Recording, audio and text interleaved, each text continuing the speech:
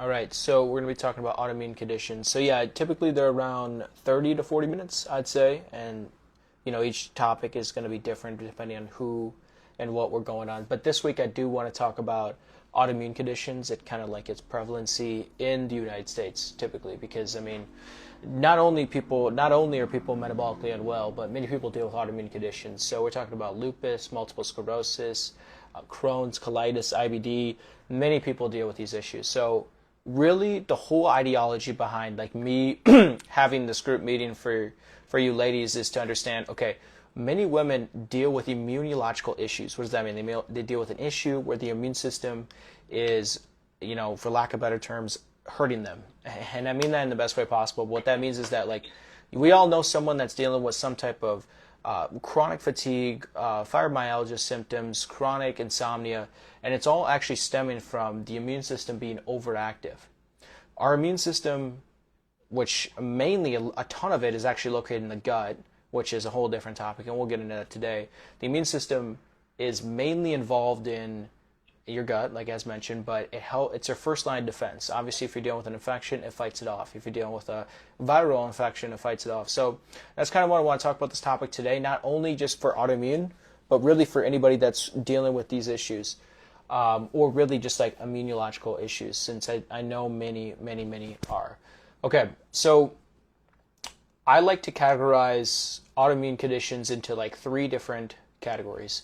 You're either dealing with one that affects your organs, your joints, or your skin. Okay, I'll say that once more. Many people deal with autoimmune conditions where they either affects their organs. So this is like Hashimoto's. This is like your intestines, so like Crohn's or colitis. The other is going to be multiple sclerosis. Okay, it could be with your joints, nervous system, and then your skin. So that's like psoriasis or eczema. Okay, now that's, super layman's terms. That is not the end all be all, by no means. But that's how I like to identify them. But understand that each and every single one of these have a root cause for sure. Now, for sure, you could have predisposition to these autoimmune conditions, but that usually comes from environmental triggers. Okay, so we all know someone that has these chronic symptoms that came out of nowhere, but that was through environmental triggers, rather. So, I mean, inside of the coaching here are really everyone that I've helped. A lot of people have been able to put their autoimmune condition into remission, is one way you can say it, or just become asymptomatic. You don't deal with symptoms anymore. So we do that by fixing the real reason to why the immune system is over attacking or mistakenly attacking whatever specific autoimmune condition you have. Now understand, if you are dealing with an autoimmune condition, that puts you at a predisposition to be dealing with another one. What happens all the time, I'll tell you this, most females actually deal with hypothyroidism for about 6 years, 8 years. Then they finally figure out that it's Hashimoto's. And by that time, you've already been dealing with issues with where the immune system has just pretty much, the best term, destroyed the thyroid gland. So now, yes, you probably will have to be on medication for indefinitely, but that's not negatively. You still have to figure out, though, why the immune system is mistakenly flaring up. So let's get into what I actually wrote here. So obviously they come in pairs. So if you have one autoimmune condition, then you are more likely to have another one as well. They can take a long time to diagnose officially due to their spontaneous behavior and patterns. Yes, I have plastic, so we're going to have to... So what I see all the time is that women will come to me and then they're dealing with like an issue where they're like, my ANA is elevated, so my anti-nuclear antibody is elevated. So they're like, my doctor doesn't know what autoimmune condition I'm dealing with. That's still chasing symptoms. Understand? That's still chasing symptoms. Because even if you had a diagnosis of whatever autoimmune condition, the first thing they're going to do is you're going to get requested to take an immune suppressive medication. Now, sure, that has a time and place, but it does not fix the root cause, obviously, because it shuts down the immune system. Why would you do that? Why would we need to shut down the one thing that's going to help us? Okay. Let's see this. I have no idea. Okay, for sure. So, yeah, so the first thing they do is give you medication to suppress the immune system. We're not going to be doing that. we're going to actually support the immune system and how things are flowing and detoxing outside of our body. So when we look at like the chemical structure, I know this may not mean anything relevant to you, but just understand what we're looking at here is we have the antigens that are coming out of our body that are inflaming us, okay, inflaming your immune system. So what this would actually care for you is that you eat that piece of gluten, you eat some of that dairy, you eat a food sensitivity, you take in some type of pro-inflammatory food. Our immune system then mistakenly attacks that as it being an invader. It thinks it's some type of viral infection. So then it attacks it. So now our body is in the state where we're defensive, and now we're occurring symptoms like fatigue, brain fog, weight gain, weight loss resistance, insomnia, depression, anxiety, all of these symptoms. Because our body is trying to fight this infection off. I see this all the time. It happens to many people. And then they don't know what's going on. And so this whole video, this live, this everything is for your education.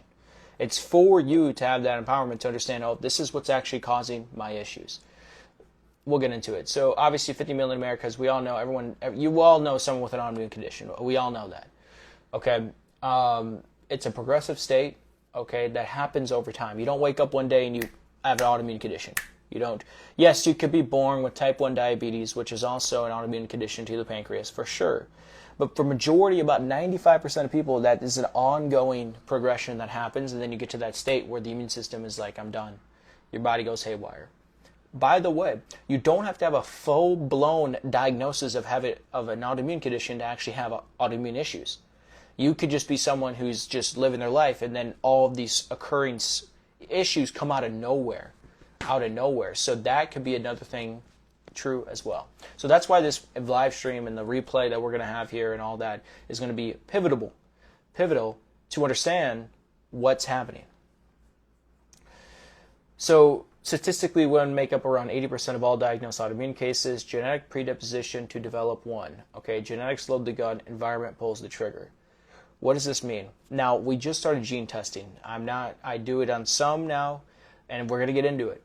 But what that then means is that if you have predisposition to genes that are more prone to those autoimmune diseases, then inevitably, if you do the right, or I say the wrong, really, environmental things, like you eat a bunch of gluten, you don't get enough sleep, you overstress, you're emotionally dysregulated, your nervous system is dysregulated, you don't get enough fiber, your gut is a mess, you take rounds of antibiotics, all of these different medications perhaps, it's going to disrupt all of everything. Now you're going to be dealing with an autoimmune condition, because not only did you have predisposition to it, but you also did things to environmentally trigger and what's called an epigenetic change. Okay, so the tangible thing to take from this, from what I've went through thus far, is understanding that you have these symptoms. You try to understand what these symptoms are coming from. You come and you say fatigue, brain fog, weight gain, chronic anxiety, depression, low energy, hair loss, brittle nails, dry mouth, whatever. You try to pinpoint by a diagnosis, because that's what the allopathic conventional westernized model is doing. They diagnose, treat within a pharmaceutical drug or a procedure. All right, I know some close people to me that had IBD, and this is before anything I did, and they removed his intestines, removed his large intestine. That's fucked up. Why would you remove an organ that God gave you? That's a whole different topic. Now, contraire, what we need to understand is that he removed it because the GI was like, hey, that the immune system is flaring it up. There's inflammation in the colon. No shit. What's causing the inflammation? What's causing that? What are we doing? This is why I like LDN so much, because it actually has been shown to reduce Crohn's, colitis. Studies show this. This is not profound. Now, going back to what I'm saying. You have these symptoms, you go to see your doctor gives you a diagnosis. I got Hashimoto's, I got lupus, I got MS. It runs in the family. It all makes sense. It all lines up. Steroid is introduced. You take it in hopes of feeling relief. You do not feel relief. You actually feel worse. You feel sedated. As if you were taking an antihistamine, like Benadryl. So, why? Because it doesn't fix why the real reason, it doesn't fix why the immune system is mistakenly attacking whatever organ, skin, tissue, joint you're dealing with. So, all that to say, here's how we fix it. You first have to understand what are the environmental triggers. Well, when you look at the pathology of the immune system and how the immune system regulates. Now, I'm not a immunologist, so it's not medical advice, as always. You guys all know that, ladies. And so, what I've seen time and time again is that the biggest ones is toxins. So we hear the word toxins. We don't know what the hell that might mean. We don't. So I'll tell you what toxins are. They're things that are man-made that come into our body, and now we have so much of a burden where we can't detox it out. This is why I suggest injectable glutathione, or glutathione supplementation, or NAD supplementation. But that's not only the main thing. I suggest liver supportive things initially, because it starts to help the body get rid of these toxins that are then triggering the immune system to go haywire. Okay? So if we work backwards, okay, we understand that an autoimmune condition is where the immune system is attacking something. Now, instead of just suppressing that immune system, how about we figure out why it's attacking it in the first place? The main trigger, toxins, okay? Infections, drugs, diet, nutrition, sometimes pregnancy, sunlight, not enough, stress, or having other diseases. Okay? All right. I talked about this. Genes load the gun, but environment pulls the trigger. Okay. Categories of autoimmune conditions. I've already gone through all this. All right. We got rheumatoid arthritis. We got Hashimoto's, systemic lupus, inflammatory bowel disease, multiple sclerosis, type 1 diabetes. All right. I've never had this one, to be honest, and I hope I do so I can help someone. I have, okay, psoriasis, Graves. This one either. So I probably have a day where I'll come across this and I'll help. But, you know, through the grace of God, rather, because I'm not just going to say I'm a scientist and I'm whatever. But I've helped people with all of these. Rheumatoid arthritis, Hashimoto's being the biggest, lupus, IBD being the biggest too. Multiple sclerosis, MS is pretty huge. Type 1 diabetes for sure. I've helped all these, okay? And each one, yes, has their own healing path and how things are going to get restored. But with that kind of being said, we still have the same ideology behind, okay, what's triggering the immune system?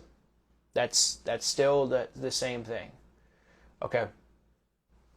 So many times people have come to me and we don't need to scan the body for variances of like, hey, this is that you have an autoimmune condition. Because obviously what I'm here to do is not treat or diagnose. Well, relative, whatever you want to take it as. So what that then means is that instead of looking at straight bloods initially, how about we get to what's the source of causing the immune system? What does that mean? Or the immune system going haywire? The biggest one being the toxicity, being the stool, or the gut rather. Okay. Food sensitivity testing. You know, actually one woman that I had a check-in yesterday, she's 90% symptom improvement by following the food sensitivity recommendations. Like, this is crazy because she had IBD. So it makes sense, because if I stop eating the foods that are inflaming the immune system and actually repair a few different things, which we'll get into, then no wonder why she's asymptomatic, meaning symptoms aren't present anymore. So I have no idea why they don't teach this. I really don't. And I actually don't care. But I need you to understand. So these, first when we're looking at blood testing, by the way, doctors are not running this. This is probably the last resort they'll do, but that's neither here nor there. So the biggest autoimmune test I do is TPO and TJB. Mainly TPO, thyroid peroxidase autoantibody. All right, but that's with an O. But what that means is that measures what is the immune system, what's going on with the immune system in the thyroid gland. Because so many women suffer with thyroid symptoms despite having normal thyroid lab values, to be honest. So what's happening? Why are they still having these persistent symptoms? It's because they're dealing with an autoimmune issue at the underlying factor. ANA is the initial test that you would run for suspecting autoimmune conditions. So we all may know that. So we'll get there. So the best thing is to measure, okay, what other effects, okay, looking at a CMP, a CBC. Looking at a CBC is probably going to be the best way to measure things initially, because when I have a client, okay, or someone comes in, you come in or whatever, and we do, let's say we just do female fat loss panel, scan variances, or we do something. It's all so dependent, so just understand that. It's not like everyone has to pay or do all these things where they're just all these different tests. No, we're not doing that. Okay, so anyway, someone comes in, the white blood cell count, we got neutrophils through the roof, or neutrophils are low. Okay, monocytes are low too. And so white blood cell count off. Okay, that just triggers. Okay, are we sick? No, Diego, I've been dealing with this for this is always, which is just astonishing. So there's a second thing that comes to my mind is okay, there's the immune system issue. It's not just an infection that someone's dealing with, like a cold or whatever. So then we do an ANA, or we do a EGFR, or ESR rather. Okay, but usually an ANA, okay, which is an anti-nuclear antibody test. And so this is going to help us really understand, okay, is there autoimmune present?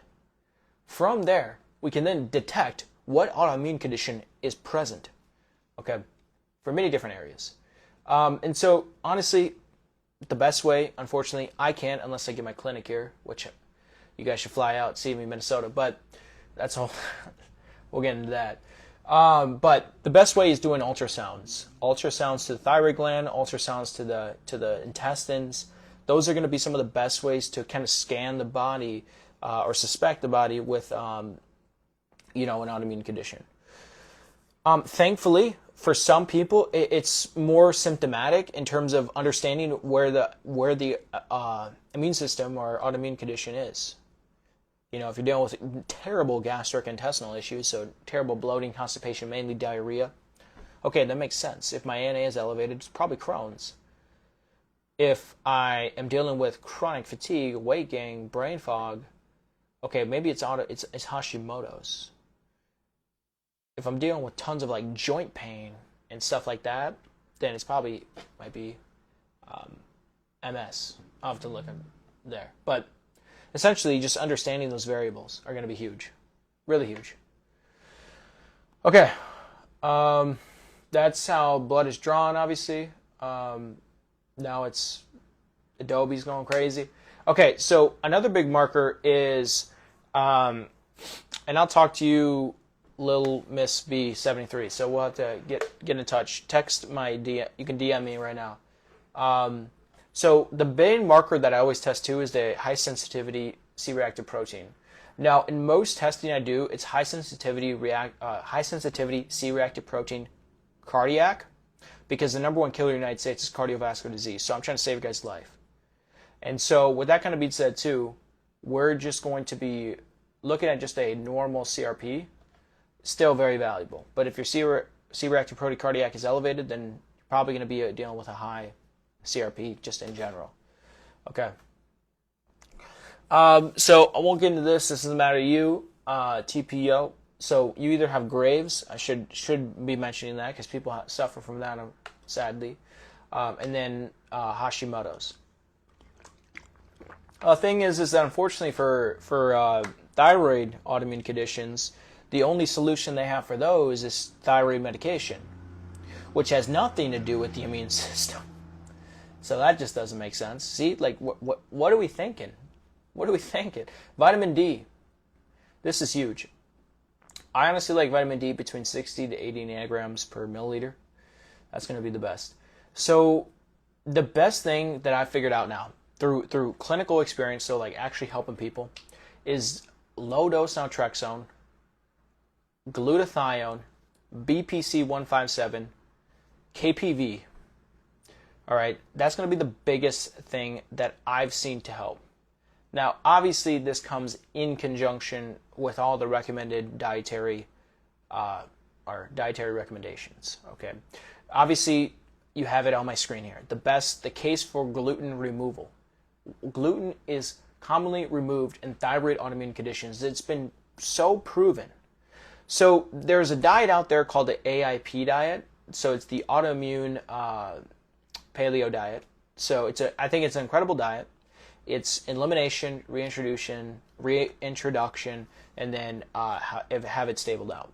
Now, that ideology is similar to some things that we do, because instead of spending thousands of dollars on a food sensitivity test, you can do this diet at home for free, which we do, to then rule out common food sensitivities. Now, it's not going to be the best for like severe forms of autoimmune conditions, because there's many foods that may be healthy or are healthy on the surface, but our immune system just doesn't like them at that point in time. That doesn't mean for the rest of your life, but at that point in time. Because remember, a lot of the changes that happen are through epigenetics, meaning our genes were turned on by the environment. Now our body's more, our cells, whatever, is more reactive to these foods than they once were, but that can be changed. Yes, reversing epigenetic change. Okay. The next big one is all the pro-inflammatory oils that we have in our environment. And I'm talking about vegetable oils, seed oils. You know, I was listening to a podcast today from a really good person. You should follow him. His name is Dr. Josh Axe. And we were going through, and he was going through the benefits of coconut oil. You know, and so I eat coconut oil every day. Actually, I just cook it with my food. And I think it's very beneficial. It's super anti-inflammatory. You want to make sure that it's unpressed. And it's one of the best fats to cook with, along with ghee butter and olive oil. So those are going to be my top 3 cooking oils, which actually, that's a good content video. Anyway, so another big thing is the dairy. Now, dairy is more of a food intolerance rather than a food sensitivity. Yeah, beef tallow is great too. So a food, what are we talking about? Oh yeah, food intolerance. So dairy is more of a food intolerance. So meaning we lack the enzyme lactase to break down our dairy. So that's going to be one of the best ones.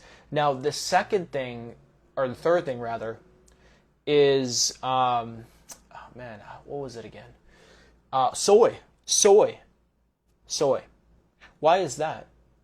Soy mimics estrogen in the body, which can be very beneficial for more of a menopausal, perimenopausal female that doesn't want to take estrogen. That's when that's mainly appropriate in my suggestions. It's helped me manage ulcerative colitis. Well, I would say check out LDN, not medical advice. But you can check that out. It's super beneficial, especially for ulcerative colitis. I've helped ulcerative colitis so much, and I've used that a lot in conjunction with probably glutamine, zinc, L-carnosine, and some other ones. But so the dairy, the gluten, the vegetable oils, and the soy, and then obviously the processed food like Doritos. But that's a given. Like, we all know that. Anyway, when we look at this, a grand scheme of things, like, this is huge.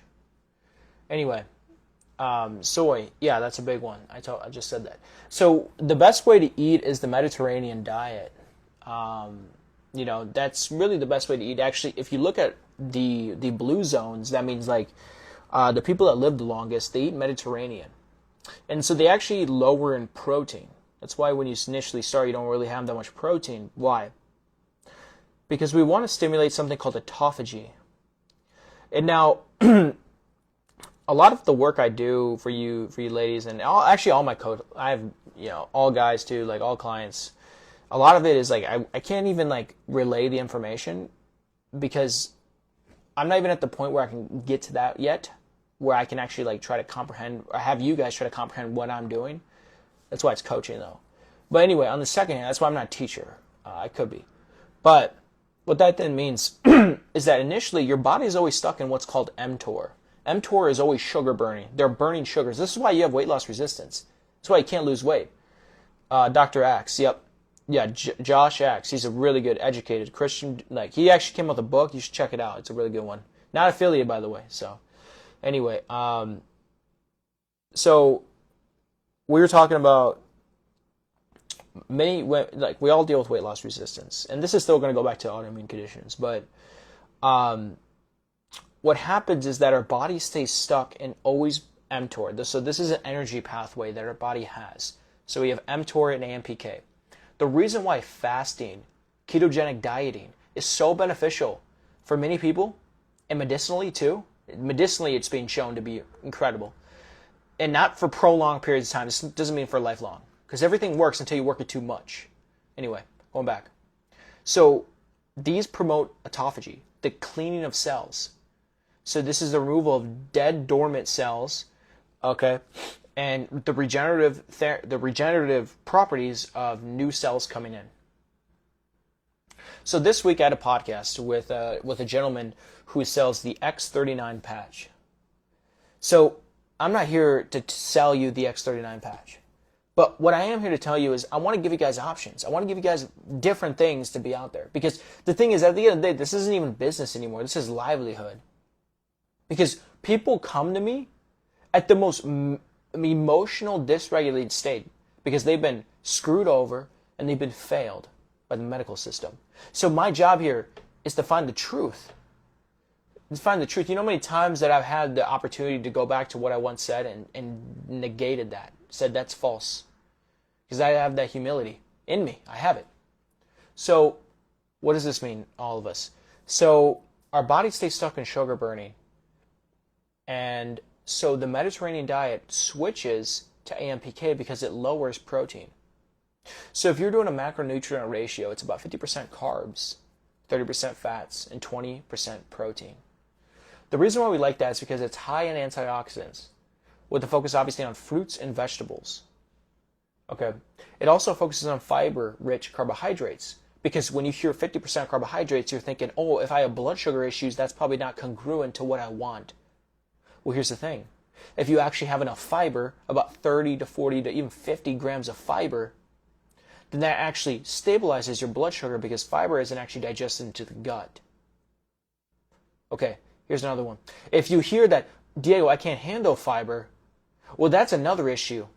Most likely an issue with your short-chain fatty acids, like butyrate, propionate, acetate. Nutritionally, this is all what's happening. So, anyway, I really like the Mediterranean diet because it also supports the immune system. Okay, it creates more diversity into the gut microbiota. Okay, and then that therefore will help you with improving the immune system.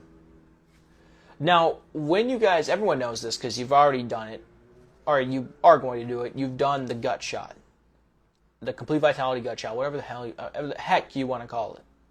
Anyway. So the gut shot is there to increase hydrochloric acid. Therefore, you can actually break down your food. But the second reason is that it's actually going to help the gut lining, the intestinal lining. So what does that even mean? Glutamine, zinc, carnosine are the two things that your gut lining loves and actually is made out of. So when you don't have any glutamine or enough zinc, your gut lining becomes permeable. This is where autoimmune conditions occur. Now, many people nowadays are using oral BPC 157, oral KPV, which I'm all for, and I love it. But these people are still not the people that understand functional medicine and functional physiology. So what does that mean? If you still take this BPC 157 capsule to fix your gut issues, you're still not fixing the root cause because you could just be deficient in glutamine and not have enough glutamine to actually heal the intestinal lining. Now, in conjunction, it would be an incredible tool. KPV is a peptide. We're going to have a peptide video. KPV attacks interleukin-6 and TNF-alpha. These are inflammatory cytokines our body produces, our actually immune system produces. So when you're doing all these different things or you're taking all these different things, you got to understand this physiology. You got to understand it. Okay? Just remember, I got the reps to be able to do this for you all. So anyway, we go back to it. I can fix autoimmune conditions. So that's arrogant of me to say. I shouldn't say it like that, but I can help. So anyway, we have an autoimmune condition right here. We got autoimmune disease, Hashimoto's, MS, lupus, ulcerative colitis, Crohn's. The biggest thing, increased permeability. We talked about that leaky gut, nutrient deficiency, zinc, glutamine. Oh, bingo, there it is. I didn't even know I was going to say that. Gluten, low fiber, long chain saturated fat, sugar, alcohol, medications, non-steroidal, anti-inflammatory drugs. Now, for the purposes of what keep that at that. All right, immune system dysregulation. Okay, some high sodium can affect that, but mostly the pro-inflammatory sodium. So not Celtic salt or iodized salt. I don't think I'm really a fan of pink Himalayan salt as much, just from the way that it gets manufactured. So we look at dysbiosis in the gut. And so a lot of this may look complicated because it's not supposed to be comprehensible. It's supposed to be looking at actually how the body works. And that God gave us a very incredible human anatomy. And we can't comprehend it. We can't. We think we can through science, but science will only get you too far. Because if you already know, faith is believing in something that we don't even comprehend yet. Okay. Let's see what Carol had to say in the chat here. So she said, they say it has lots of heavy metals, the pink Himalayan. Yeah, and we're going to get into that. So when we look at the first thing to do with autoimmune condition is getting the immune system burden off, and that is toxicity. That is toxicity wholeheartedly. All right, and that's mainly coming from gut dysbiosis too. So that's going to be the main triggers too. Now, all right, let's do the catch-all, be-all, fixing, and this is going to fix many issues. I mean, if you fix the immune system, you probably have fixed almost every issue that many people are dealing with. But one of the big things I see is that people are taking probiotics. People are taking, it's a mess out there. It's a mess. So that's why it's pretty important to really at least just be aware of what you're seeing and everything like that. It's not to be whatever, but that's a whole different topic. So yeah, when we look at autoimmune conditions in whole, we already know what's the biggest, we know it's the immune system. So using proper supplementation, using proper nutritional dietary strategies, using therapeutic peptides, to be honest too, for sure, and low dose naltrexone, those are going to be some of the best ways to heal autoimmune conditions. Okay. Now I want to highlight on one thing that I had for you, ladies here. So when we look at the video I made about the peptides, and we had autoimmune. Okay, so I made videos. I don't even think it was on here. Yeah, there we go. Yes, I had it. All right. So what are the best peptides and super supplements to be taken for an autoimmune condition? So the biggest thing is going to be anything highlighted here for autoimmune, but thymosin alpha 1. Thymosin alpha 1 is a thymus peptide, so it's coming from the thymus gland. Okay, let's look at some of the. So right there, you have the thymus gland right here that supports the immune system. I had a client, and her daughter dealt with some severe immunological issues, and I said, if I had my daughter and she dealt with that, this is what I would do. Hypothetically, this is what I would do. And so she hypothetically took what I had to say. Her daughter, 0 symptoms, 0. Pain-free, no more reactions, skin issues. Take that for what it is. So, it has anti-inflammatory effects. It regulates the immune system. It stimulates the production of cytokines. So those are beneficial, even though cytokines is inflammation. Remember, inflammation is good. It's called hormesis. When a negative response creates a great response. That's why resistance training is key. I lift weights. It becomes teared muscles. Then it regenerates. Okay, that's why it's called whatever. Anyway, so we want that. Well, I mean, yeah, I'm not even gonna get into that, because they ruined it. They ruined it. The thing about, I don't really care. So what they did was they combined 2 entities together. They had health, and then they had, however you want to look at it. Let's just say, I guess, politics. So what does that mean? Why are those 2 congruent? Why are they together? There's no. Science is not favored anyway. It's science. Okay? So what you're looking at here is now you get distorted, and this is coming from the pharmaceutical companies on their behalf. Thanks to them. It's all great. Thank you, guys. Anyway, so what you see is it's so mixed up when it comes to your health. So no wonder why everyone's just suffering, because they're getting thrown every direction, and now they're sick. Sick people. It's sick. Okay. I like BioGut Pro. This is an incredible supplement. This is an incredible peptide supplement that will change many people. I mean, I had another lady on here, and she was taking it in conjunction with the LDN. Oh my goodness! Like, I think it's only been like 3 weeks. Just great. So I'll be honest. I contribute it to obviously everything we're doing, but adding the regenerative peptides in for sure. For sure. I mean, if you're just blindly taking this and you think you're gonna like heal, that's false. It's a false narrative. Yeah. So I actually want to get on to a topic that I hope gets someone mad, but microdosing GLP-1s. Those are gonna heal people, and until people can get it through their head that the way that these have been prescribed have been just stupid in the nicest way possible, then we're going to actually understand how well these things work. Okay. One of these days I'm going to actually have one on heart disease. You know? And everyone knows statistics. I mean, 80% of cardiovascular heart attack deaths are due to normal cholesterol levels. Now, that's going to be a good one. Don't blame salt for what sugar did.